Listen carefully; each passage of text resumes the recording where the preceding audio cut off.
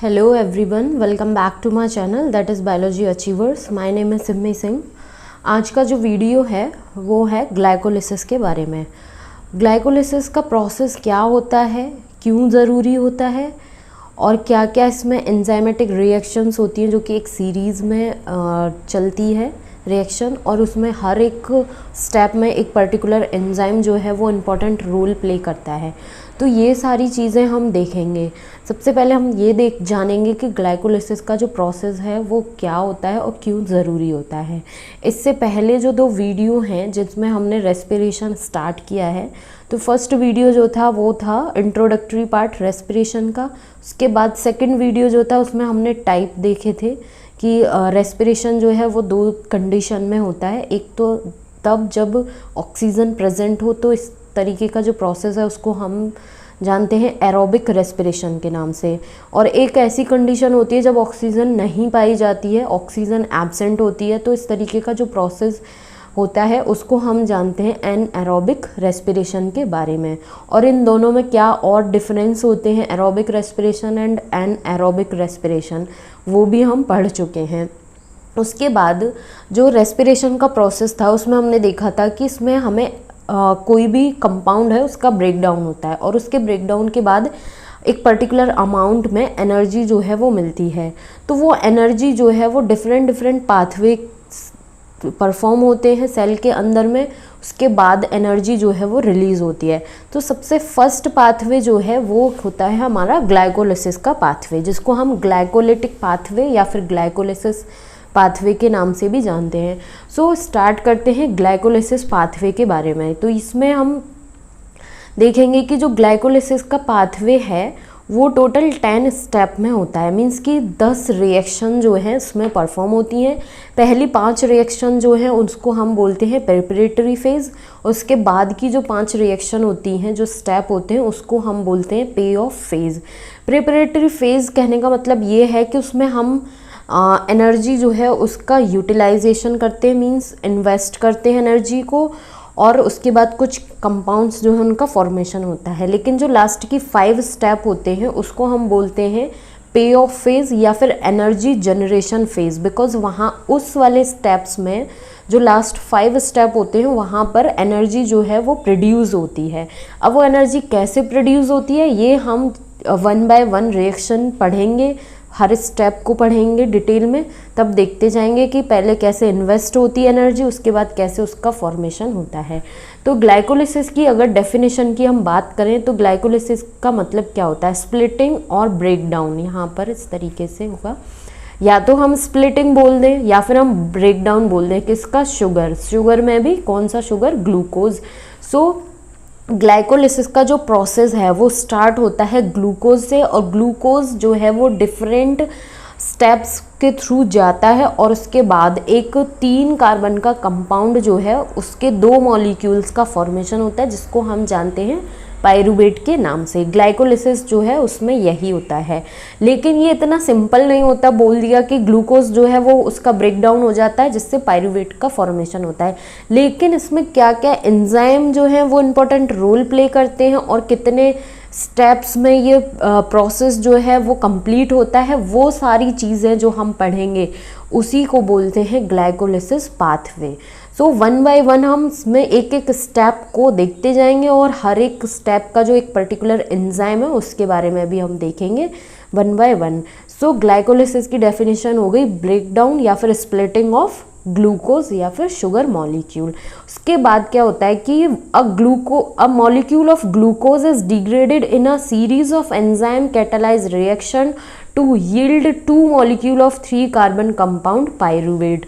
इतनी बड़े सेंटेंस को एक सिंपल से लैंग्वेज में हम समझते हैं कि एक ग्लूकोज का मॉलिक्यूल है, ठीक है, इसमें बहुत सारे ये स्टेप्स, बहुत सारे मतलब कि 10 स्टेप के थ्रू जाएगा, उसके बाद 2 मॉलिक्यूल बनाएगा, 2 मॉलिक्यूल का फॉर्मेशन होता है पाइरूवेट, जिसको हम जानते हैं। और पाइरूवेट क्या होता है, ये क्या होता है, 3 कार्बन कंपाउंड होता है।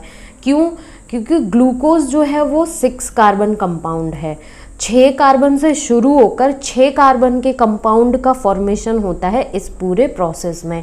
तो जब ये 6 कार्बन का कंपाउंड डिफरेंट स्टेप्स के थ्रू जाता है तो आगे एंड प्रोडक्ट भी 6 कार्बन का होना चाहिए, इसीलिए 2 मॉलिक्यूल बन जाते हैं एंड में पायरूवेट के, जो कि एक पायरूवेट का मॉलिक्यूल जो है वो 3 कार्बन का होता है। इसीलिए रिएक्शन को अगर हम बैलेंस करके देखें या कोशिश करें तो फिर इससे कितने मॉलिक्यूल बनेंगे, पायरूवेट के 2 मॉलिक्यूल। सो इस पूरे सेंटेंस का कहने का यही सिंपल सा मतलब का कि a molecule of glucose is degraded in a series of enzyme catalysed reaction to yield 2 molecule of 3 carbon compound that is pyruvate।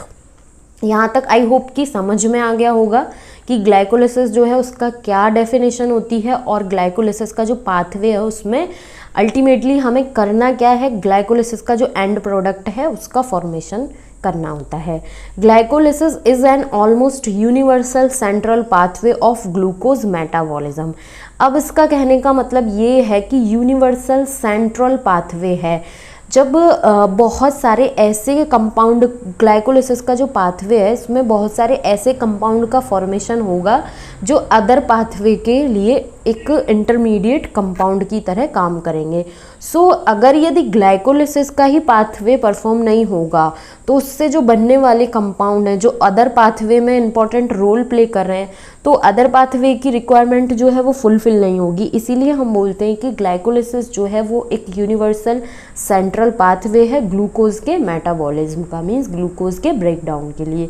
अगर यदि हम लोकेशन की बात करें जो कि इंपॉर्टेंट पॉइंट हो जाता है बिकॉज इससे क्वेश्चन पूछ लिया जाता है नीट के एग्ज़ाम में या अदर कॉम्पिटिटिव एग्ज़ाम्स जो होते हैं उनमें कि ग्लाइकोलिसिस जो है वो उसका लोकेशन क्या होती है। सो ग्लाइकोलिसिस जो है वो सेल का जो साइटोप्लाज्म या फिर हम बोलें कि साइटोसोल वाला जो रीजन होता है वहाँ पर देखा जाता है। बिकॉज ग्लाइकोलिसिस के बाद हम एनर्जी प्रोड्यूसिंग जो साइकिल है जिसमें हम TCA साइकिल के बारे में पढ़ेंगे, इलेक्ट्रॉन ट्रांसपोर्ट चेन के बारे में पढ़ेंगे, तो ये जो प्रोसेस हैं उनकी डेस्टिनेशन पॉइंट होता है, मीन्स उनका जो लोकेशन होती है वो डिफरेंट होती है। लेकिन ग्लाइकोलिसिस का जो पाथवे है वो साइटोसोल या फिर साइटोप्लाज्म जो होता है सेल का उस वाले रीजन में परफॉर्म होता है। आई होप कि ये 4 पॉइंट जो लिखे गए हैं यहाँ पर वो अच्छे से क्लियर हो गए होंगे बिकॉज यहाँ से ही एक बेसिक जो है वो बिल्डअप होना स्टार्ट होता है। अब यहाँ पर मैंने ये लिखा हुआ है कि जो ग्लाइकोलिसिस का पाथवे है उसमें टोटल 10 स्टेप होते हैं। फर्स्ट 5 स्टेप्स जो होते हैं उसको हम प्रिपरेटरी फेज़ या फिर एनर्जी इन्वेस्टमेंट फेज़ के नाम से भी जानते हैं बिकॉज ATP जो है वो यूज़ होता है इन स्टेप्स में, ATP का यूटिलाइजेशन होता है, इसीलिए इसको हम एनर्जी इन्वेस्टमेंट या फिर प्रिपरेटरी फेज़ के नाम से जानते हैं। उसके बाद मीन्स 6 to 10 जो स्टेप होती है, मीन्स जो नेक्स्ट 5 स्टेप होती हैं उसको हम पे ऑफ फेज़ या फिर एनर्जी जनरेशन फेज़ के नाम से जानते हैं। बिकॉज ये वाले जो स्टेप होते हैं, ये वाली जो स्टेप्स देखेंगे वहाँ पर हम ये भी देखेंगे कि ATP का फॉर्मेशन इसमें कैसे हो रहा है बिकॉज इन वाले स्टेप में ATP का फॉर्मेशन होता है। पहले हम इन्वेस्ट करेंगे उसके बाद हमें उससे प्रॉफिट होगा। फॉर एग्ज़ाम्पल अगर यदि हम कोई बिजनेस स्टार्ट करते हैं तो उसमें सबसे पहले हमें अपना पैसा जो है वो इन्वेस्ट करना पड़ता है। अगर मान लो कोई हमने शॉप भी खोली या फिर कोई काम स्टार्ट कर रहे हैं तो उसमें हम पहले अपना पैसा लगाएंगे, उसके बाद उससे हमें कितना प्रॉफिट हो रहा है, कितना नेट गेन हुआ है उससे, तो उस चीज़ को हम देखेंगे नेक्स्ट 5 स्टेप्स में। सो ग्लाइकोलिसिस का प्रोसेस भी कुछ इसी तरीके से होता है कि पहले इसमें हमें अपनी एनर्जी जो है उसका इन्वेस्टमेंट करना पड़ता है, उसके बाद फिर उससे कितनी एनर्जी जो है जनरेट हो रही है, नेट गेन क्या है, वो चीज़ देखी जाती है नेक्स्ट 5 स्टेप्स में। आई होप कि ये सारा जो बेसिक है जो कि एक पिक्चर सी जो है उसके फॉर्मेशन के लिए एक बेस जो प्रिपेयर किया जाता है वो अच्छे से क्लियर हो गया होगा। अगर यदि कोई डाउट रहता है इस वाले पॉइंट्स में या फिर इस वाले इतनी जो चीज़ें मैंने बताई इनमें, तो उसके लिए आप मुझे कमेंट सेक्शन में कमेंट कर सकते हैं जिससे कि मैं उस डाउट को सॉल्व कर सकूं। बिकॉज ये चीज़ें अगर समझ में आ जाती हैं तो आगे का जो ग्लाइकोलिसिस का पाथवे है वो बहुत ईजीली समझ में आ जाएगा। नाउ अब हम स्टार्ट करते हैं ग्लाइकोलिसिस के जो 10 स्टेप्स हैं उनको 1 by 1। तो फर्स्ट स्टेप जो है अगर हम यदि उसकी बात करें तो यहाँ पर हम देख सकते हैं ये फर्स्ट स्टेप जो है इसमें हमारे पास ग्लूकोज है। ग्लूकोज का फॉर्मूला हम सब अच्छे से जानते हैं, C6H12O6, ये होता है हमारा ग्लूकोज का फॉर्मूला। अगर यदि हम साइक्लिक स्ट्रक्चर की बात करें, ग्लूकोज का जो स्ट्रक्चर होता है साइक्लिक वे में अगर हम बात करें तो वो कुछ इस तरीके से होता है इसका स्ट्रक्चर। ये हम देख सकते हैं कि ये वाला जो इतना वाला पार्ट है ये ग्लूकोज का साइक्लिक स्ट्रक्चर है। सो ग्लूकोज जो है वो हेक्सोकाइनेज एंजाइम और एटीपी के यूटिलाइजेशन की हेल्प से ग्लूकोज 6 फॉस्फेट जो है उसमें कन्वर्ट हो जाता है। अब ये कैसे हो रहा है, बिकॉज अगर यदि हम यहाँ पर ग्लूकोज के स्ट्रक्चर की बात करें तो ये फर्स्ट कार्बन है, ये सेकंड कार्बन, ये third carbon, fourth, fifth and 6 carbon, ये हो गया हमारा ग्लूकोज का स्ट्रक्चर। अब यहाँ पर एटीपी की जो फुल फॉर्म है वो हमें अच्छे से पता है, एडिनोसिन ट्राइफॉस्फेट। ट्राइफॉस्फेट कहने का मतलब ये हो गया कि 3 फॉस्फेट मॉलिक्यूल जो हैं वो प्रेजेंट होते हैं। सो इसमें से 3 फॉस्फेट में से एक फॉस्फेट जो होती है वो ये जो 6 कार्बन वाला जो 6th नंबर पे कार्बन है वहाँ पर ऐड हो जाती है, ये हम देख सकते हैं। सो इस तरीके से ग्लूकोज जो है वो हेक्सोकाइनेज एंजाइम की हेल्प से ग्लूकोज 6 फॉस्फेट में कन्वर्ट हो जाता है। 6 फॉस्फेट कहने का मतलब ये हो गया कि 6th जो कार्बन है वहाँ पर फॉस्फेट जो है वो ऐड हो जाता है, एडिशन हो जाता है फॉस्फेट ग्रुप का 6th नंबर के कार्बन पर। सो इस तरीके से बाद में हमें ये ग्लूकोज 6 फॉस्फेट का स्ट्रक्चर मिलता है। अब यहाँ पर हम देख सकते हैं कि Mg++ मीन्स Mg+2 जो है ये क्यों ज़रूरी होता है, ये रिएक्शन को स्टेबलाइज करने के लिए मैग्नीशियम आयन जो है उसकी ज़रूरत पड़ती है। सो इसीलिए मैग्नीशियम आयन जो है वो प्रेजेंट होता है। यहाँ पर हमने देखा फर्स्ट जो स्टेप होता है वो इरिवर्सिबल स्टेप होता है। अगर इस तरीके का एरो है किसी भी रिएक्शन में तो वो इरिवर्सिबल रिएक्शन है। अगर यदि इस तरीके के एरो लगे हुए हैं किसी स्टेप पर तो वो रिवर्सिबल स्टेप कहलाता है। मीन्स कि इसमें ग्लूकोज से ग्लूकोज 6 फॉस्फेट बना तो ये वापस इस फॉर्म में नहीं कन्वर्ट हो सकता। अगर यदि इस तरीके का एरो होता तो ये हम बोल सकते थे कि ग्लूकोज 6 फॉस्फेट अगेन ग्लूकोज में कन्वर्ट हो सकता है और ग्लूकोज जो है वो फिर से ग्लूकोज 6 फॉस्फेट में कन्वर्ट हो सकता है। तो यहाँ पर हमें इम्पॉर्टेंट पॉइंट क्या है, ये जो स्ट्रक्चर वाला पार्ट है ये सिर्फ और सिर्फ समझने के लिए है, जिससे कि कॉन्सेप्ट जो है वो अच्छे से क्लियर रहे कि कैसे ग्लूकोज से ग्लूकोज 6 फॉस्फेट जो है उस वो कन्वर्ट हो गया। स्ट्रक्चर को इतना ध्यान रखना है कि चीज़ें हमें समझ में आ जाएं। स्ट्रक्चर हमें याद नहीं करना है। याद करने वाली क्या बात है, इसमें हर एक स्टेप में कौन सा एंजाइम जो है वो इम्पोर्टेंट रोल प्ले कर रहा है और क्या कंपाउंड है जो कि कन्वर्ट होके क्या अदर कंपाउंड बना रहा है। जैसे कि ग्लूकोज जो है वो हेक्सोकाइनेज एंजाइम की हेल्प से किस में कन्वर्ट हो रहा है, ग्लूकोज 6 फॉस्फेट में। ये चीज़ हमें ध्यान रखनी है। और जैसे कि यहाँ पर एटीपी जो है उसका यूटिलाइजेशन हो रहा है, मीन्स एडिशन हो रहा है एटीपी का। सो यहाँ पर हम देख सकते हैं कुछ पॉइंट है। Addition of phosphate group known as phosphorylation. जब एटीपी का यूटिलाइजेशन होता है, मीन्स कि एटीपी जो है यूज़ की जा रही है तो एक फॉस्फेट मॉलिक्यूल या फिर 2 फॉस्फेट मॉलिक्यूल का किसी अदर मॉलिक्यूल पे एडिशन हो रहा है। तो जब एडिशन होता है फॉस्फेट मॉलिक्यूल का तो उस वाले प्रोसेस को हम कहते हैं फॉस्फोराइलेशन। सो फर्स्ट स्टेप जो है यहाँ पर फॉस्फोराइलेशन का प्रोसेस देखा जाता है, बिकॉज एटीपी का यूटिलाइजेशन हो रहा है और एडिशन हो रहा है। यहाँ पर हम देख चुके हैं एडिशन हो रहा है फॉस्फेट ग्रुप का। सो इस वाले प्रोसेस को हम जानते हैं फॉस्फोराइलेशन के नाम से। Addition of phosphate at the 6th carbon of glucose with the help of kinase enzyme. ठीक है, अब ये जो ग्लूकोज का 6वें नंबर का जो कार्बन है वहाँ पर फॉस्फेट का एडिशन हुआ, इसीलिए ग्लूकोज जो है ग्लूकोज 6 फॉस्फेट में कन्वर्ट हो जाता है।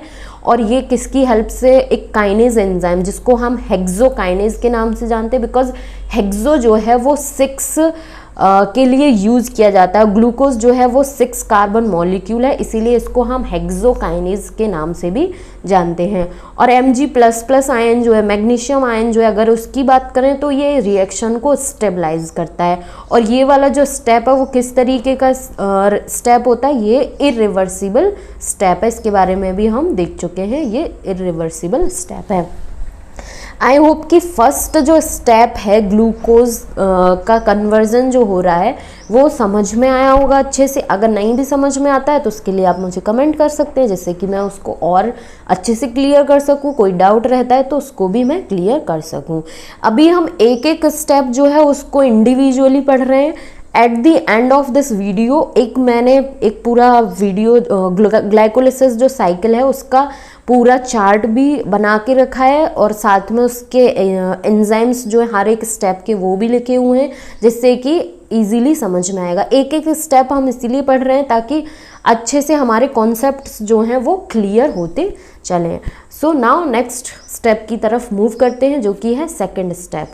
अब इसमें क्या होगा कि हमने देख लिया फर्स्ट स्टेप में कि ग्लूकोज से ग्लूकोज 6 फॉस्फेट जो है वो बन गया। अब ग्लूकोज 6 फॉस्फेट जो है वो एल्डोज शुगर है। एल्डोज शुगर कहने का मतलब ये हो गया कि दो तरीके के शुगर मॉलिक्यूल होते हैं, एक एल्डोज शुगर होता है और एक कीटोज शुगर होता है। सो ग्लूकोज 6 फॉस्फेट जो है वो किस टाइप का है, वो एल्डोज शुगर है। तो अब इसका कन्वर्जन होगा एल्डोज शुगर का कीटोज शुगर में। इसमें क्या होता है, सिर्फ और सिर्फ इसकी जो फॉर्म है वो चेंज हो जाती है।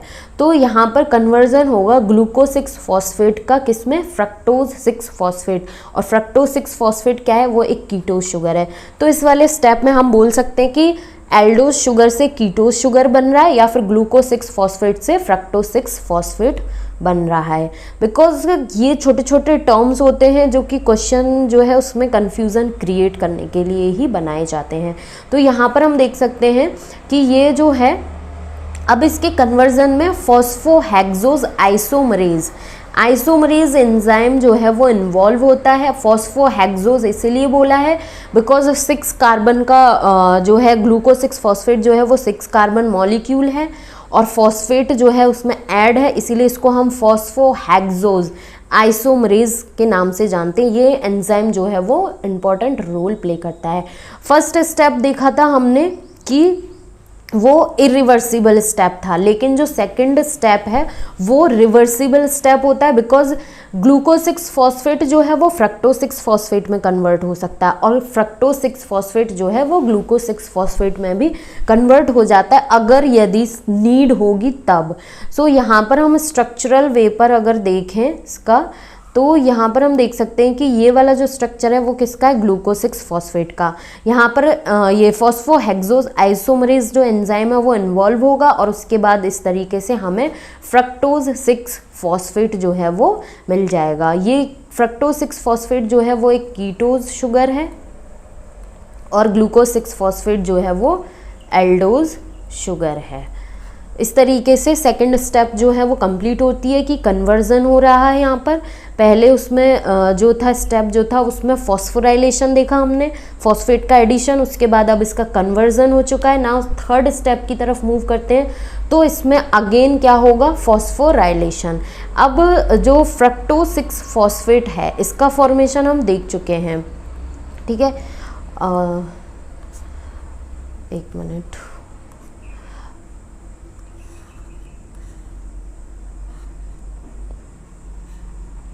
नाउ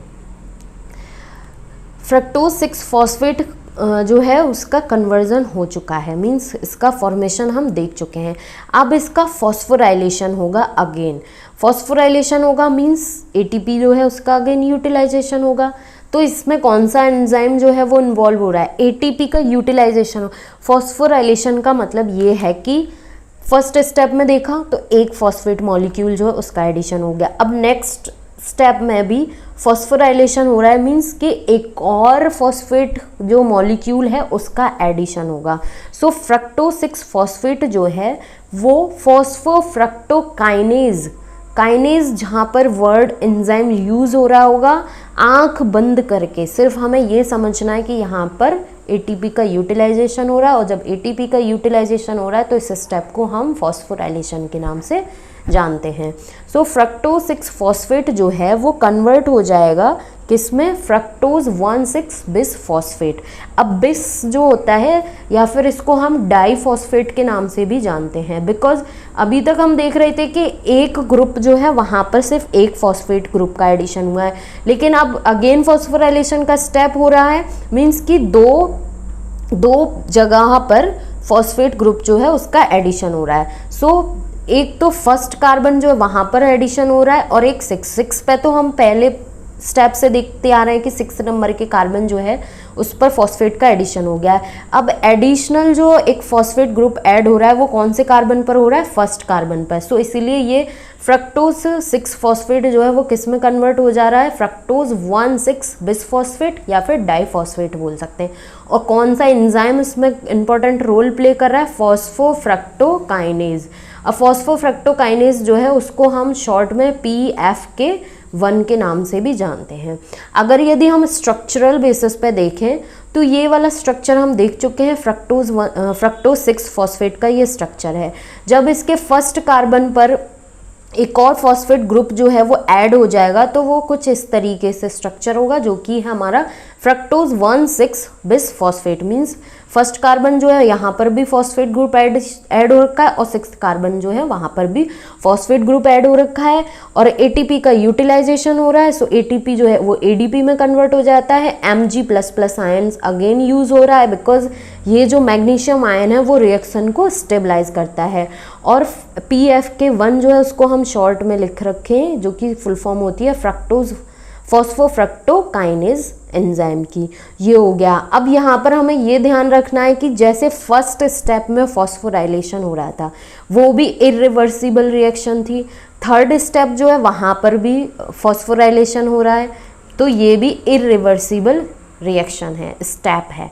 तो ये चीज़ भी हमें ध्यान रखनी है कि अभी तक हमने फर्स्ट स्टेप और थर्ड स्टेप देखा है जो कि इरिवर्सिबल स्टेप है, और सेकंड स्टेप जो था वो रिवर्सिबल स्टेप था। आई होप कि ये तीनों स्टेप क्लियर हो चुके होंगे। नहीं भी क्लियर होते हैं तो उसकी टेंशन लेने की ज़रूरत नहीं है, आप मुझे बस कमेंट करिए, और उसका डाउट जो है वो मैं अगेन क्लियर करने के लिए तैयार बैठी हूँ आपका doubt. So now next step की अगर हम बात करें तो अब जो फ्रक्टोज 1,6 बिस फॉस्फेट जो फॉर्म हो चुका है इसका क्या होगा, cleavage. Cleavage means break down means splitting, टूटेगा ये। अब जब ये टूटेगा, ये 6 कार्बन का मॉलिक्यूल है फ्रक्टोज 1,6 बिस फॉस्फेट, जब ये टूटेगा, जब इसकी क्लीवेज होगा मीन्स ब्रेक डाउन होगा, तो ये 2 कंपाउंड में टूटेगा जो कि होंगे 3 कार्बन के।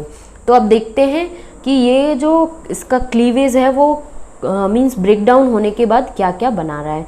सो फर्स्ट तो बनाएगा डाई हाइड्रोक्सी एसीटोन फॉस्फेट जो कि है 3 कार्बन का, और ये क्या है, ये कीटोज शुगर है। उसके बाद सेकंड जो कंपाउंड बनेगा वो बनेगा ग्लिसरल्डिहाइड 3 फॉस्फेट, ये भी 3 कार्बन का कंपाउंड है जो कि है एक एल्डोज शुगर। तो यहाँ पर हमें ये ध्यान रखना है कि अभी तक प्रीवियस स्टेप जो है उसमें हम देख चुके हैं कि ग्लूकोज 6 फॉस्फेट जो है वो एल्डोज शुगर था, ठीक है, और फ्रक्टोज 6 फॉस्फेट जो है वो कीटोज शुगर था। फोर्थ स्टेप जो क्लीवेज का स्टेप है उसमें डाई हाइड्रोक्सी एसीटोन जो है वो कीटोज शुगर है, और ग्लिसरल्डिहाइड 3 फॉस्फेट जो है वो एल्डोज शुगर है।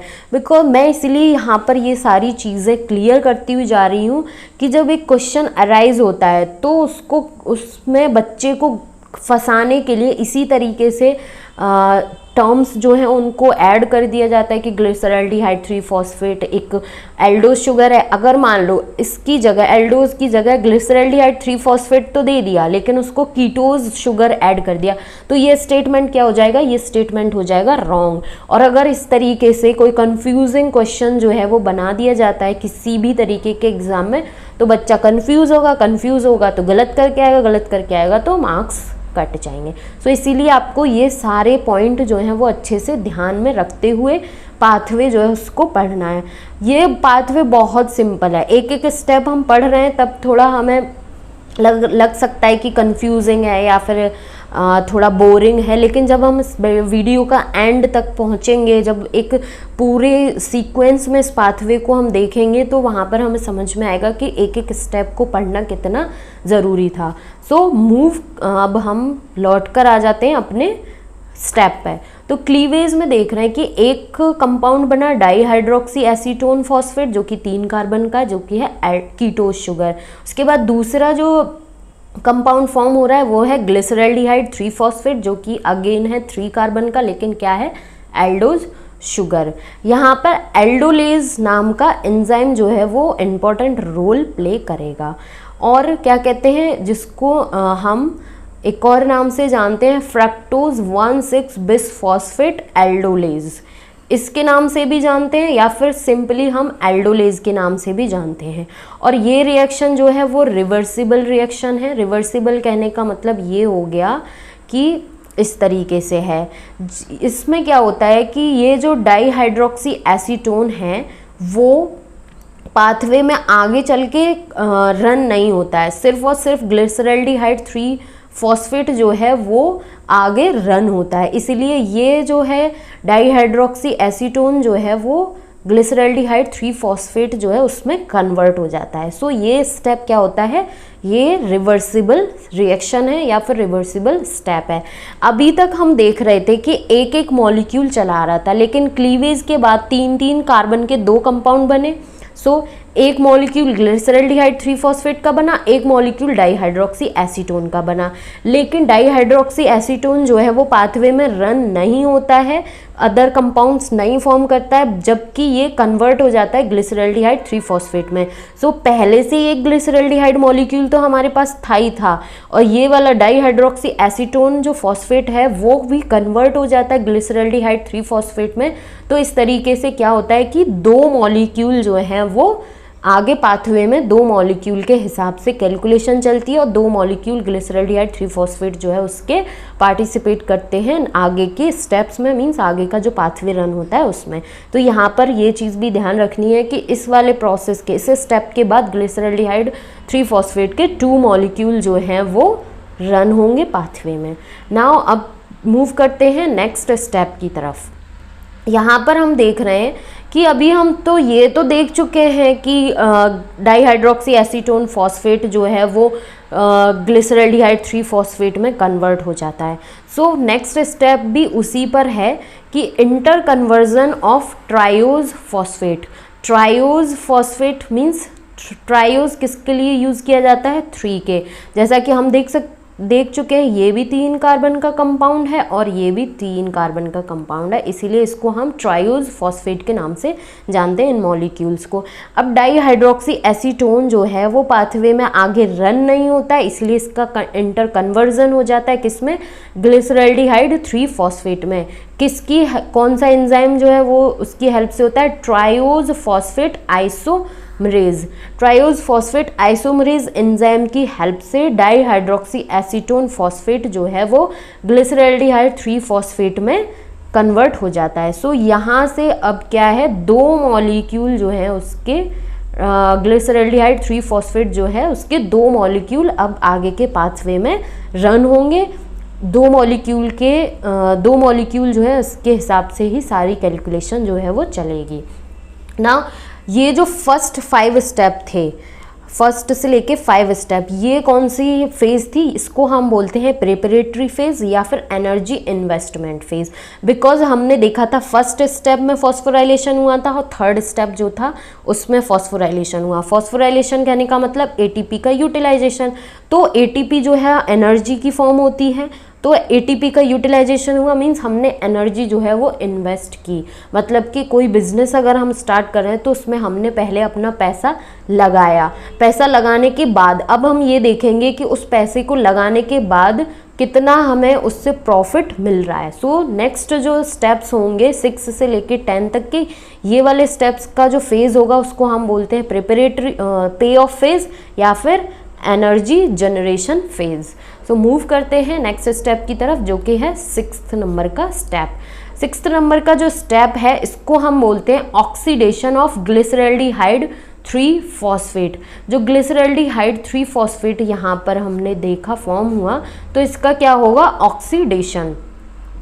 ऑक्सीडेशन के बाद ये किस में कन्वर्ट हो जाएगा, 1,3-bis फॉस्फोग्लिसरेट में, 1,3-bis फॉस्फोग्लिसरेट में। अब यहाँ पर हमें ये देखना है कि कौन सा एंजाइम जो है वो इम्पॉर्टेंट रोल प्ले कर रहा होगा यहाँ पर। तो ग्लिसरैल्डिहाइड 3 फॉस्फेट डीहाइड्रोजिनेज एंजाइम, यहाँ पर मैं लिखती हूँ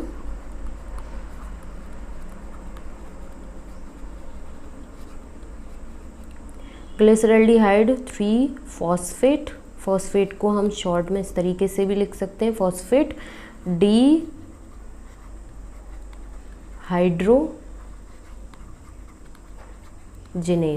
ये एंजाइम जो है इसकी हेल्प से ग्लिसरैल्डिहाइड 3 फॉस्फेट जो है वो किस में कन्वर्ट हो जाता है, 1,3-bis फॉस्फोग्लिसरेट में। ये होता है oxidation of glyceraldehyde 3 phosphate, 6th step. उसके बाद नेक्स्ट स्टेप जो है वो है कि phosphoryl transfer from 1,3-bis phosphoglycerate to ADP। अब यहाँ पर क्या होगा कि पे ऑफ फेज है, मीन्स सबस्ट्रेट लेवल फॉस्फोराइलेशन होगा। ADP जो है उसको एक फॉस्फेट मॉलिक्यूल जो है, फॉस्फेट ग्रुप जो है वो मिलेगा, और ADP जो है वो किस में कन्वर्ट हो जाएगा, ATP में। मीन्स ये वाला स्टेप जो है यहाँ पर हमें ATP का फॉर्मेशन देखने को मिलेगा। सो फॉस्फोरिल ग्रुप का ट्रांसफ़र होगा 1,3-bis फॉस्फोग्लिसरेट से किसको, ADP को। और ADP को जब एक फॉस्फेट मॉलिक्यूल या फिर ग्रुप मिलेगा तो ये किस में कन्वर्ट हो जाएगा, ATP में। अब इसके लिए एक एंजाइम जो है उसकी भी ज़रूरत पड़ेगी, तो फॉस्फोग्लिसरेट काइनेज नाम का एंजाइम जो है वो इस रिएक्शन को कैटेलाइज करेगा, मीन्स इस रिएक्शन को परफॉर्म कराएगा। यहाँ पर हमने कुछ लिखा हुआ है, phosphoglycerate kinase transfer the high energy phosphoryl group from the carboxyl group of 1,3-bis phosphoglycerate to ADP forming ATP and 3-phosphoglycerate। अब इसमें सब सिंपल सी लैंग्वेज में हम समझते हैं, इतना तीम झाम नहीं करते हैं कि कौन इसको इतना ध्यान से पढ़े रटे या फिर नहीं समझ में आ रहा है, लेकिन मैं इसको बहुत सिंपली वे में समझाऊंगी तो जिससे कि ये अच्छे से समझ में आएगा। ये बोल रहे हैं कि ये जो कंपाउंड है 1,3-bis फॉस्फोग्लिसरेट, इस वाले मॉलिक्यूल से एक फॉस्फेट मॉलिक्यूल जो है वो ट्रांसफ़र होगा इस एंजाइम की हेल्प से, ठीक है। इससे एक मीन्स फर्स्ट जो कार्बन है वहाँ पर जो फॉस्फेट ग्रुप प्रेजेंट है, फर्स्ट कार्बन पर जो फॉस्फेट ग्रुप प्रेजेंट है, ये फॉस्फोग्लिसरेट काइनेज एंजाइम की हेल्प से ट्रांसफ़र होगा, किसके पास जाएगा, ADP के पास। और ADP जो है वो फिर किस में कन्वर्ट हो जाएगा, ATP में। सो ATP का फॉर्मेशन देखा जाएगा, और जब फर्स्ट कार्बन जो है वहाँ से फॉस्फेट ग्रुप का ट्रांसफ़र हो जाएगा तो ये क्या बचेगा मॉलिक्यूल, 3-bis तो रहेगा ही नहीं, बिकॉज 2 के लिए हम bis या फिर डाई यूज़ करते हैं। तो जब एक फॉस्फेट ग्रुप जो है वो ट्रांसफ़र हो जाएगा तो सिर्फ एक फॉस्फेट ग्रुप बचेगा, तो ये भी bis जो है वो भी हट जाएगा। तो इसके बाद ये कंपाउंड किस में कन्वर्ट हो जाएगा, 3-phosphoglycerate में। ये था सिंपल सा मतलब इस पूरे जाल का, समझ सकते हैं। मतलब जो लिखा हुआ है इतना बुकिश लैंग्वेज में इतना सब लिख मैंने इसलिए दिया है कि बिकॉज आगे अगर आप नोट्स बनाते हैं या फिर कभी कन्फ्यूज़न होता है तो इस चीज़ से पढ़ के आप समझ सकते हैं। सो सिंपली 1,3-bis फॉस्फोग्लिसरेट जो है उससे फर्स्ट कार्बन पर जो फॉस्फेट ग्रुप प्रेजेंट है उसका ट्रांसफ़र हो जाएगा ADP के पास। ADP जो है वो कन्वर्ट हो जाएगा ATP में with the help of phosphoglycerate kinase enzyme, और उसके बाद जो कंपाउंड का फॉर्मेशन होगा उसको हम जानते हैं 3-phosphoglycerate के नाम से। सिंपल सा स्टेप था, ठीक है। ये वाला स्टेप इंपॉर्टेंट इसीलिए हो जाता है बिकॉज ये वाला पे ऑफ फेज का फर्स्ट स्टेप है जिसमें ATP का फॉर्मेशन हुआ है, और जब ATP का फॉर्मेशन होता है तो उसको हम बोलते हैं सबस्ट्रेट लेवल फॉस्फोराइलेशन के नाम से। बिकॉज क्वेश्चन इससे भी पूछा जाता है एग्जाम में कि ग्लाइकोलिसिस पाथवे में कौन से स्टेप में फर्स्ट सबस्ट्रेट लेवल फॉस्फोराइलेशन देखा जाता है, बिकॉज एक और सबस्ट्रेट लेवल फॉस्फोराइलेशन होगा लास्ट वाले स्टेप पे। उसके लिए भी बने रहिए वीडियो में एंड तक। नाउ अब नेक्स्ट स्टेप क्या है, 8th वाला जो स्टेप है वो है conversion of 3 phosphoglycerate to 2 phosphoglycerate. Means 3 phosphoglycerate जो है वो कन्वर्ट हो जाएगा 2 फॉस्फोग्लिसरेट में। तो यहाँ पर फॉस्फोग्लिसरेट म्यूटेज नाम का एंजाइम जो है वो इस कन्वर्जन में इंपॉर्टेंट रोल प्ले करेगा। So phosphoglycerate mutase catalyse a reversible shift of the phosphoryl group. So इस वाले एंजाइम की हेल्प से 3 फॉस्फोग्लिसरेट जो है वो किस में कन्वर्ट हो जाएगा, 2 फॉस्फोग्लिसरेट में। ये था 8वां स्टेप ग्लाइकोलिसिस पाथवे का। अब नेक्स्ट जो स्टेप है उसको देखते हैं। नेक्स्ट स्टेप में क्या है कि dehydration of 2 phosphoglycerate to phosphoenol pyruvate. Simple सा कहने का मतलब ये है कि जो 2 फॉस्फोग्लिसरेट जो है वो फॉर्म हुआ था, अब इसका डिहाइड्रेशन होगा। डिहाइड्रेशन हो रहा है तो मतलब कि वाटर मॉलिक्यूल जो है वो रिलीज होगा। अब इसमें क्या, और रिलीज होने के बाद ये क्या बनाएगा, फॉस्फोइनोल पाइरुवेट, जिसको हम पैप के नाम से भी जानते हैं शॉर्ट में। और अगर यदि एंजाइम की बात करें तो यहाँ पर इनोलेज नाम का एंजाइम जो है वो रोल प्ले करेगा। डिहाइड्रेशन का प्रोसेस है, सो इस तरीके से एक वाटर मॉलिक्यूल जो है वो रिलीज हो जाएगा। तो ये सिंपल सा है कि 2 फॉस्फोग्लिसरेट जो है इनोलेज एंजाइम की हेल्प से फॉस्फोइनोल पाइरुवेट, जिसको हम पैप के नाम से जानते हैं, इसमें कन्वर्ट हो जाएगा। डिहाइड्रेशन हो रहा है तो वाटर मॉलिक्यूल जो है वो रिलीज हो जाएगा। अब आते हैं हम लास्ट स्टेप जो है इस प्रोसेस का उसकी तरफ, जो कि इम्पॉर्टेंट स्टेप है बिकॉज यहाँ पर सेकंड सबस्ट्रेट लेवल फॉस्फोराइलेशन जो है वो देखा जाएगा। सेकंड सबस्ट्रेट लेवल फॉस्फोराइलेशन कहने का मतलब ये हो गया कि इस वाले स्टेप में एटीपी का फॉर्मेशन होगा। So transfer of phosphoryl group from phosphoenol pyruvate to ADP. अब जो फॉस्फोइनोल पाइरुवेट इस वाले स्टेप में प्रोड्यूस हुआ था या कंपाउंड फॉर्म हुआ था, इससे क्या होगा कि फॉस्फेट ग्रुप जो है वो ट्रांसफ़र होगा किसके पास, एडीपी के पास, और एडीपी जो है फिर वो किस में कन्वर्ट हो जाएगा, एटीपी में। सो इस तरीके से यहाँ पर सेकेंड टाइम हम देख रहे हैं एटीपी का फॉर्मेशन। तो फॉस्फोइनोल पाइरुवेट जो है वो पाइरुवेट काइनेज एंजाइम की हेल्प से पाइरुवेट में कन्वर्ट हो जाता है। ठीक है, अब जैसे कि लास्ट स्टेप्स में जहाँ पर फॉस्फोराइलेशन है या सबस्ट्रेट लेवल का फॉस्फोराइलेशन का स्टेप देखा है, तो वहाँ पर हमने मैग्नीशियम आयन जो है वो देखा, बिकॉज मैग्नीशियम आयन जो है वो स्टेबिलिटी प्रोवाइड कर रहा था रिएक्शन को। लेकिन ये वाला जो स्टेप है इसमें पोटेशियम आयन भी हो सकता है और मैग्नीज आयन भी हो सकता है। सो इन तीनों में से कोई भी आयन जो है यहाँ पर स्टेबिलिटी जो है वो प्रोवाइड कर सकता है इस वाले रिएक्शन को। तो लास्ट स्टेप में क्या है, फॉस्फोइनोल पाइरुवेट जो है पाइरुवेट काइनेज एंजाइम की हेल्प से पाइरुवेट में कन्वर्ट हो जाता है और ये फाइनल एंड प्रोडक्ट होता है ग्लाइकोलिसिस का। सो इस तरीके से ग्लाइकोलिसिस का जो पाथवे है उसमें पाइरुवेट का फॉर्मेशन हो जाता है। आई होप कि ये 1 करके हमने 10 स्टेप्स इसके पढ़े वो अच्छे से क्लियर हो गए होंगे, समझ में आ गए होंगे हर एक स्टेप में क्या एंजाइम जो है वो इम्पॉर्टेंट रोल प्ले कर रहा है, कौन सा स्टेप जो है वो रिवर्सिबल है, कौन सा स्टेप जो है इरिवर्सिबल है। इस तरीके से अगर यदि हम रिवर्सिबल और इरिवर्सिबल की बात करें तो फर्स्ट, थर्ड, 7 एंड 10 एक बार हम रीचेक भी कर लेंगे। फर्स्ट 7 वाले स्टेप को फर्स्ट, थर्ड, 7 एंड 10 ये वाले स्टेप्स जो हैं ये क्या हैं, ये इरिवर्सिबल स्टेप्स हैं। बाकी 2, 4 एंड 5 एंड 6 एंड 8 एंड 9 ये सारे स्टेप क्या हैं, ये रिवर्सिबल स्टेप्स हैं।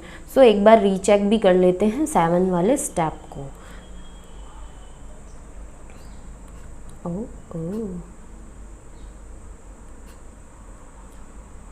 पाथवे के थ्रू देखते हैं।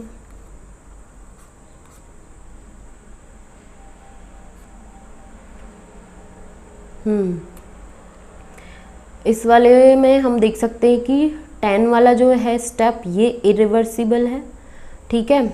उसके बाद और जो स्टेप्स हैं वो इस वाले पाथवे में हैं, जो कि है फर्स्ट वाला, थर्ड वाला, ठीक है। जो फर्स्ट, थर्ड, 6 एंड 10 जो स्टेप्स हैं वो क्या हैं, वो इरिवर्सिबल स्टेप्स हैं। बाकी सारे के सारे स्टेप्स जो हैं वो रिवर्सिबल स्टेप्स हैं। आई होप कि ये सारे स्टेप्स जो हैं वो क्लियर हो गए होंगे। अब हम देखते हैं एक इसमें पाथवे के थ्रू। सो यहाँ पर हम देख सकते हैं, ये मैंने एक डायग्राम लिया है, बहुत ही हायर लेवल की बुक है उससे। तो यहाँ पर हम देख रहे हैं कि ग्लूकोज है, ठीक है। फर्स्ट स्टेप जो है उसमें ग्लूकोज है। फर्स्ट स्टेप में हमने देखा था फॉस्फोराइलेशन। फॉस्फोराइलेशन जो है उसको शॉर्ट में हम इस तरीके से लिखते हैं, फॉस्फोराइलेशन हुआ मीन्स एटीपी का यूटिलाइजेशन हुआ फर्स्ट स्टेप में, जो कि कन्वर्ट हो जा रहा था ग्लूकोज 6 फॉस्फेट में हेक्सोकाइनेज एंजाइम की हेल्प से, ठीक है। सेकेंड स्टेप जो है वो था रिवर्सिबल स्टेप, जो कि ग्लूकोज 6 फॉस्फेट जो है वो कन्वर्ट हो जा रहा था फ्रक्टोज 6 फॉस्फेट में फॉस्फोहेक्सो आइसोमरेज एंजाइम की हेल्प से। सेकेंड स्टेप ये हो गया। थर्ड स्टेप जो था उसमें क्या था, अगेन फॉस्फोराइलेशन का प्रोसेस हो रहा था, ठीक है। मींस एटीपी जो है वो यूटिलाइज हो रहा था। फ्रक्टोज 6 फॉस्फेट जो है वो कन्वर्ट हो जा रहा था फ्रक्टोज 1,6 बिसफॉस्फेट फॉस्फोफ्रक्टोकाइनेज, जिसको हम शॉर्ट में PFK1 के नाम से जान रहे थे एंजाइम को। सो इस एंजाइम की हेल्प से ये कन्वर्ट हो गया था फ्रक्टोज 1,6 बिसफॉस्फेट। तो फर्स्ट एंड थर्ड स्टेप अभी अब तक हमने यहाँ पर देखा कि ये इरिवर्सिबल स्टेप्स थे। उसके बाद ये जो फ्रक्टोज 1,6 बिसफॉस्फेट था, इसका क्लीवेज हो रहा था, मींस ये 2 कंपाउंड में टूट रहा था 3-3 कार्बन के। सो फर्स्ट था ग्लिसरल्डिहाइड 3 फॉस्फेट, जो कि था 3 कार्बन कंपाउंड। उसके बाद डाईहाइड्रोक्सी एसीटोन फॉस्फेट, जो कि था अगेन 3 कार्बन का कंपाउंड। और ये वाला रिएक्शन जो है वो एल्डोलेज एंजाइम की हेल्प से हो रहा था। एल्डोलेज एंजाइम जो था उसको हम फ्रक्टोज 1,6 बिसफॉस्फेट एल्डोलेज के नाम से भी जान रहे थे। ये था फर्स्ट फेज, जिसको हम preparatory phase, energy investment phase के नाम से जानते हैं।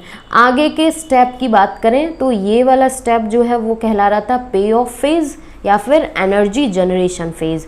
तो यहाँ तक हम देख चुके थे कि 2 मॉलिक्यूल जो हैं वो फॉर्म हो रहे थे 3-3 कार्बन के।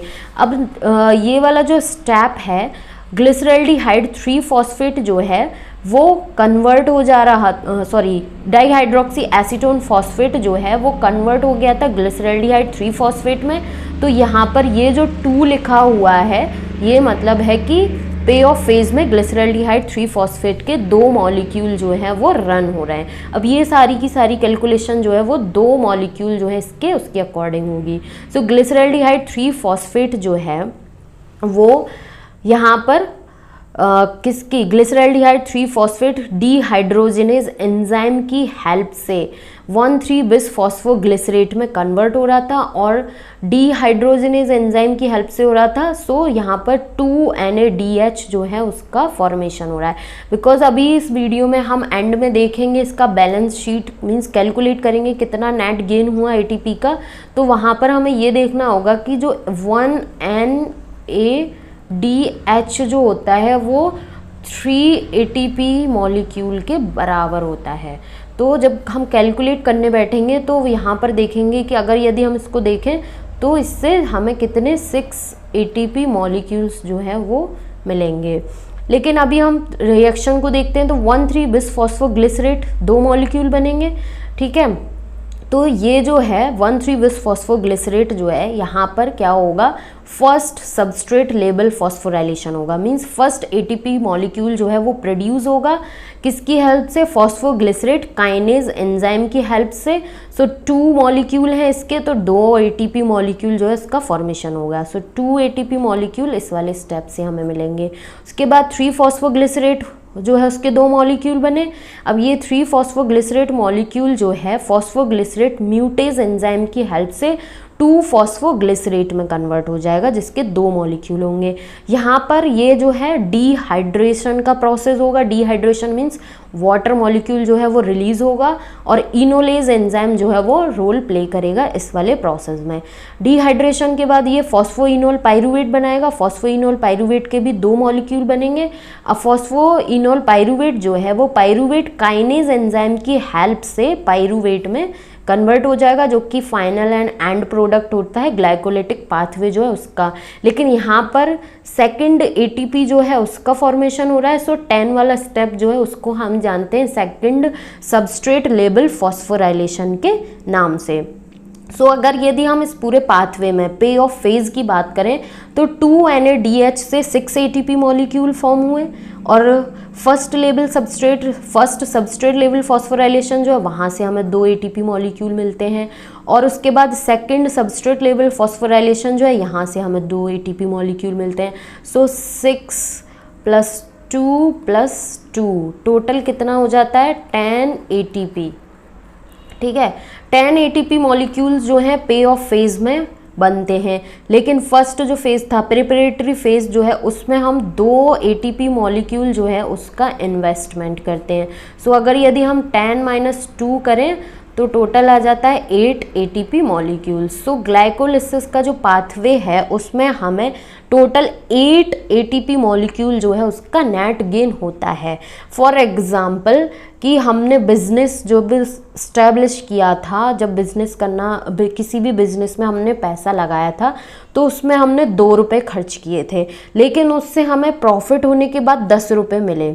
ठीक है, अब 10 रुपये तो हमने प्रॉफिट कमाया, लेकिन उससे पहले हम 2 रुपये लगा चुके हैं। तो उस 10 में से हमने जो पैसे इन्वेस्ट किया है उसको माइनस कर देंगे तो टोटल गेन हमारा जो टोटल प्रॉफिट हुआ उस बिजनेस में तो वो कितना हुआ 8 रुपीज़ का। उसी तरीके से ATP की कैलकुलेशन थी। आई होप कि जो बैलेंस शीट है ATP का जो नेट गेन है वो अच्छे से समझ में आया होगा, बिकॉज इसको अच्छे से समझते हुए चलना है। बिकॉज पूरा जो रेस्पिरेशन का प्रोसेस है उसमें टोटल कितना ATP मॉलिक्यूल जो है फॉर्म होता है वो हमें कैलकुलेट करते जाना है हर एक पाथवे का। सो 8 ATP मॉलिक्यूल किस वाले ग्लाइकोलिसिस के पाथवे में इस तरीके से फॉर्म होते हैं। यहाँ पर हम देख सकते हैं कि ये एक पाथवे है पूरा एक उसमें, और यहाँ पर नंबर बाई नंबर मैंने एंजाइम्स जो हैं उनको रखा हुआ है। सो यहाँ पर हम देख सकते हैं कि ग्लूकोज है जो कि 6 कार्बन का मॉलिक्यूल है। ATP का यूटिलाइजेशन किया हेक्सोकाइनेज एंजाइम की हेल्प से ग्लूकोज 6 फॉस्फेट में कन्वर्ट हुआ, जो कि अगेन 6 कार्बन का मॉलिक्यूल था। फिर ग्लूकोज 6 फॉस्फेट जो है वो फ्रक्टोज 1,6 फॉस्फेट में कन्वर्ट हुआ, किसकी फॉस्फोहेक्सो आइसोमरेज एंजाइम की हेल्प से। अब फ्रक्टोज 6 फॉस्फेट जो है वो फ्रक्टोज 1,6 बिसफॉस्फेट में कन्वर्ट हुआ फॉस्फोफ्रक्टोकाइनेज 1 एंजाइम की हेल्प से, और अगेन यहाँ पर एक ATP यहाँ पर यूज़ हुआ था, एक ATP यहाँ पर यूज़ हुआ था। उसके बाद फ्रक्टो 1,6 बिसफॉस्फेट जो है ये इसका क्लीवेज होगा, मीन्स ट्रायोज फॉस्फेट में कन्वर्ट होगा। तो फर्स्ट जो होगा वो होगा ग्लिसरल्डिहाइड 3 फॉस्फेट एंड सेकंड जो ट्रायोज फॉस्फेट होगा वो होगा डाईहाइड्रोक्सी एसीटोन फॉस्फेट। ये क्या है, ये एल्डोलेज एंजाइम की हेल्प से इसमें क्लीव हो रहे थे। उसके बाद ट्रायोज फॉस्फेट आइसोमरेज एंजाइम की हेल्प से डाईहाइड्रोक्सी एसीटोन फॉस्फेट जो है वो कन्वर्ट हो जा रहा था किसमें, ग्लिसरल्डिहाइड 3 फॉस्फेट में। सो यहाँ तक तो इस वाले स्टेप में तो एक मॉलिक्यूल चला रहा था, लेकिन ये इसमें कन्वर्ट हो जाता है तो उसके बाद 2 मॉलिक्यूल्स जो हैं वो रन होते हैं इस पाथवे में। सो 2 मॉलिक्यूल होते हैं ट्रायोज बिसफॉस्फेट के, जिसको हम बोलते हैं 1,3 बिसफॉस्फोग्लिसरिक एसिड। उसके बाद ये जो है वो कन्वर्ट हो जाता है ट्रायोज फॉस्फेट 3 फॉस्फोग्लिसरिक एसिड में। 3 फॉस्फोग्लिसरिक एसिड या ग्लिसरेट कुछ भी बोल सकते हैं। ग्लिसरिक एसिड जो है वो कन्वर्ट हो जाता है 2 फॉस्फोग्लिसरेट में। 2 फॉस्फोग्लिसरेट जो है फॉस्फोइनोल पाइरूवेट में, and then last and final product जो होता है वो होता है फॉस्फोरिक एसिड। इसमें हमें पाइरूविक एसिड या फिर पाइरूवेट जो है वो मिल जाता है। सो इस तरीके से ग्लाइकोलिसिस का जो पाथवे है वो कंप्लीट होता है। आई होप कि हर एक इसका स्टेप और कौन सा एंजाइम इन्वॉल्व हो रहा है और कहाँ पर ATP इन्वेस्ट हुआ, कहाँ पर ATP का प्रोडक्शन हुआ, ये चीज़ भी अच्छे से क्लियर हो गई होगी। अब एक और छोटा सा टॉपिक रहता है कि ये जो पायरुविक एसिड या फिर पायरुवेट जो है, ये तो फॉर्म तो हो गया ग्लाइकोलिसिस पाथवे के थ्रू, लेकिन इसका फेट क्या है, मीन्स कि आगे चलकर ये क्या क्या चीज़ें बनाएगा।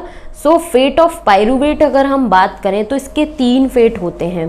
फर्स्ट फेट की बात करें तो 2 मॉलिक्यूल बनाएगा lactate formed in an aerobic condition during exercise. जब कोई भी ह्यूमन बीइंग है, जब वो एक्सरसाइज करता है तो एनएरोबिक कंडीशन जनरेट होती है, और उस एनएरोबिक कंडीशन में पायरुवेट जो है वो लैक्टेट में कन्वर्ट हो जाता है। सो फर्स्ट फेज तो ये है कि एनारोबिक कंडीशन होगी, एक्सरसाइज वाला टाइम होगा, तो पायरुवेट जो है वो किस में कन्वर्ट हो जाएगा, लैक्टेट में। और जैसा कि हम जानते हैं पायरुवेट जो है वो 3 कार्बन का है और 2 मॉलिक्यूल फॉर्म हो रहे थे, तो और लैक्टेट भी 3 कार्बन कंपाउंड होता है, सो इसीलिए 2 मॉलिक्यूल बनेंगे लैक्टेट के। ये फर्स्ट फेट हो गया इस तरीके से। अगर यदि हम सेकंड फेट की बात करें इसमें, तो ये होता है 2 मॉलिक्यूल बना रहा है एसिटाइल कोएंजाइम ए के formed in aerobic condition through TCA cycle. So next जो पाथवे होगा उसमें हम क्रैब साइकिल, जिसको हम ट्राई कार्बोक्सिलिक एसिड साइकिल के नाम से जानते हैं, उसके बारे में पढ़ेंगे। सो पायरुवेट जो है इस साइकिल में एसिटाइल कोएंजाइम में कन्वर्ट हो जाता है। ये भी 2 मॉलिक्यूल जो है वो बनाएगा, ठीक है। एसिटाइल कोएंजाइम जो है वो क्या होता है, 2 कार्बन का मॉलिक्यूल होता है। सो 2 × 2 ये यहाँ पर 4 कार्बन मॉलिक्यूल आ जाते हैं, और उसके बाद डी कार्बोक्सिलेशन का प्रोसेस होता है, तब जाकर ये फॉर्म होता है। सो 2 कार्बन डाइऑक्साइड मॉलिक्यूल जो हैं वो डी कार्बोक्सिलेशन प्रोसेस के थ्रू रिलीज हो जाते हैं। सो सेकंड फेट ये होता है कि एसिटाइल कोएंजाइम का फॉर्मेशन हो रहा है। नाउ थर्ड जो फेट है इसका कि पायरुवेट जो है वो किस में और कन्वर्ट होता है, तो फर्मेंटेशन का जो प्रोसेस है एन एरोबिक कंडीशन में, एन एरोबिक कंडीशन में जब पायरुवेट जो है वो इथेनॉल में कन्वर्ट होता है, तो इस वाले प्रोसेस को हम बोलते हैं फर्मेंटेशन, जो कि ईस्ट में देखा जाता है। जितने भी बियर जो बनती है वो फर्मेंटेशन प्रोसेस के थ्रू बनती है। सो जब पायरुवेट एन एरोबिक कंडीशन में इथेनॉल में कन्वर्ट होता है, ठीक है, तो इस वाले प्रोसेस को हम बोलते हैं फर्मेंटेशन। सो फर्मेंटेशन क्या है, एन एरोबिक कंडीशन इसमें किस तरीके से डेवलप होती है उसके बारे में भी हम डिटेल में डिस्कशन करेंगे। सो पायरुवेट के ये 3 फेट होते हैं कि ये लैक्टेट में कन्वर्ट हो सकता है ड्यूरिंग एक्सरसाइज जब एनारोबिक कंडीशन होगी, फर्मेंटेशन के थ्रू ये इथेनॉल में कन्वर्ट हो सकता है तब भी एनारोबिक कंडीशन होगी, लेकिन एरोबिक कंडीशन में ये एसिटाइल कोएंजाइम में कन्वर्ट होगा थ्रू क्रैब साइकिल या फिर टीसीए साइकिल के थ्रू। ये था टोटल ग्लाइकोलिसिस जो पाथवे है उसके बारे में, उसका एक बेसिक्स जो होता है ग्लाइकोलिसिस का वो देखा हमने। उसके बाद उसमें 10 स्टेप होते हैं जो कि 2 फेज़ में डिवाइडेड थे, प्रिपरेटरी फेज़, पे ऑफ फेज़, वो चीज़ें देखी। उसके बाद एक समराइज्ड वे में हमने पाथवे विद उसमें जो एंजाइम्स इन्वॉल्व हो रहे थे उसके बारे में हमने पढ़ा। और उसके बाद अब फेट क्या होता है पायरुवेट का ये भी हमने देख लिया। आगे का जो पाथवे होगा वो डील करेगा Krebs cycle, try carboxylic acid cycle के बारे में। आई होप कि ये भी अच्छे से समझ में आ गया होगा ग्लाइकोलिसिस का पाथवे। और हाँ, साथ ही साथ हमने ये भी देखा कि कैसे 2 ATP मॉलिक्यूल जो है उसका इन्वेस्टमेंट हो रहा है और नेट गेन जो हो रहा है 8 ATP मॉलिक्यूल्स का वो कैसे हो रहा है। अगर यदि कैलकुलेशन में कोई प्रॉब्लम रहती है या नहीं समझ में आता है या कोई कन्फ्यूज़न रह जाता है तो उसके लिए आप मुझे कमेंट कर सकते हैं जिससे कि मैं उसको और अच्छे से क्लियर कर सकूँ। अगर यदि मेरी वीडियो पसंद आती है तो प्लीज़ मेरे चैनल को सब्सक्राइब करें, फ्रेंड्स के साथ शेयर करें, लाइक करें, जिससे कि उन तक भी ये सारी इन्फॉर्मेशन पहुंच पाए। Thank you so much for watching.